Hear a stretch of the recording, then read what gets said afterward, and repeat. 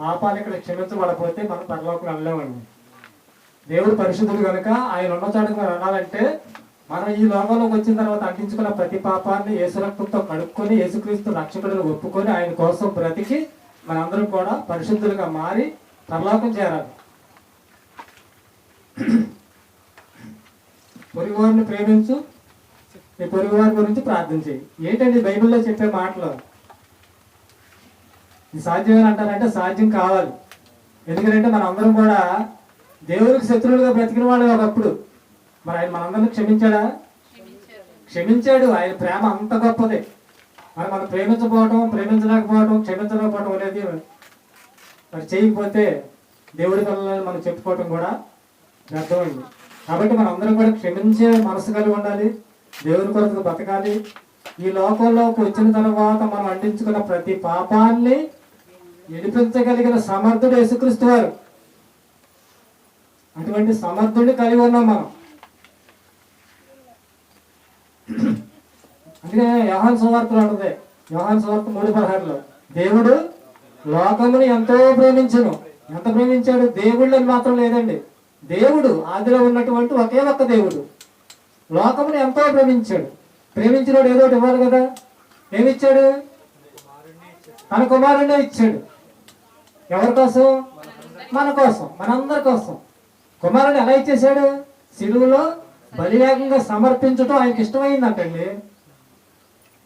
మన బిడ్డను బలియాగంగా సమర్పిస్తే మనకి ఇష్టం అవుతా? ఎంత బాధ అండి. మరి మన మీద ఇంకెంత ప్రేమ ఉండబట్టి ఆయన కుమారుడు మన కోసం అర్పించాడు. చూడండి, ఇది తెలియక చాలా మంది యేసుక్రీస్తు దేవుడు ఏంటండి, సిలువలో చనిపోయాడు ఏంటండి, చేతగాని వాళ్ళ అనే భావం చాలా మందికి వచ్చేస్తుంది తెలియక. తిరిగి లేచాడు కదా, మరి దానికి ఏంటండి మీరు సమాధానం? తిరిగి లేచాడండి, 3వ దినం తిరిగి లేచాడు. ఎవరైనా లేగితే చెప్పండి. చనిపోయి తిరిగి లేచిన వాడు ఎవరు ఉంటే చెప్పండి. మనం కూడా చనిపోయిన తర్వాత మరొక జీవితం ఇవ్వగలిగిన వాడు, తిరిగి లేచిన వాడు నిర్ధారణ చేసి చూపించాడు మనకి. కాబట్టి యేసుక్రీస్తు వల్లే మనందరం కూడా పరలోకం వెళ్ళగలం, స్వర్గానికి వెళ్ళగలం, మోక్షానికి వెళ్ళగలం.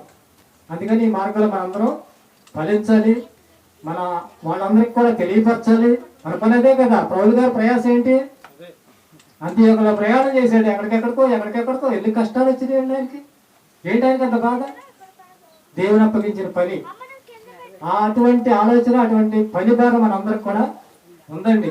నమ్మినా నమ్మకపోయినా మన వాళ్ళందరికీ చెప్పాలి, రక్షించుకోవాలనే ప్రయత్నంలో మన జీవితం కొనసాగాలి, మనం యథార్థంగా బ్రతకాలి, మనందరం కూడా పరలోకం చేరుకోవాలి.